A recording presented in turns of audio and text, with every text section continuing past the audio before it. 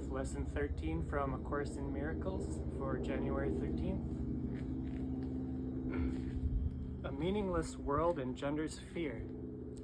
Today's idea is really another form of the preceding one, except that it is more specific as to the emotion aroused.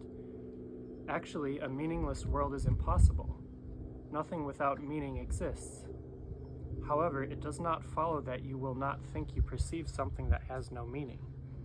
On the contrary, you will be particularly likely to think you do perceive it. Recognition of meaninglessness arouses intense anxiety in all the separated ones.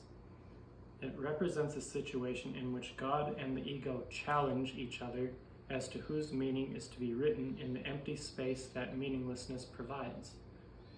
The ego rushes in frantically to establish its own ideas there, fearful that the void may otherwise be used to demonstrate its own impotence and unreality. And on this alone, it is correct. It is essential, therefore, that you learn to recognize the meaningless and accept it without fear. If you are fearful, it is certain that you will endow the world with attributes that it does not possess and crowd it with images that do not exist.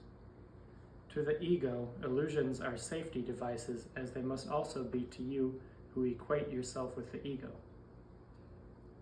The exercises for today, which should be done about 3 or 4 times for not more than a minute or so at most each time, are to be practiced in a somewhat different way from the preceding ones. With eyes closed, repeat today's idea to yourself. Then open your eyes and look about you slowly, saying, I am looking at a meaningless world. Repeat this statement to yourself as you look about. Then close your eyes and conclude with, a meaningless world engenders fear because I think I am in competition with God. You may find it difficult to avoid resistance in one form or another to this concluding statement.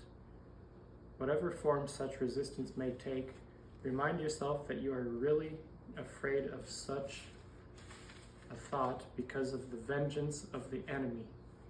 You are not expected to believe the statement at this point and will probably dismiss it as preposterous. Note carefully, however, any signs of overt or covert fear which it may arouse.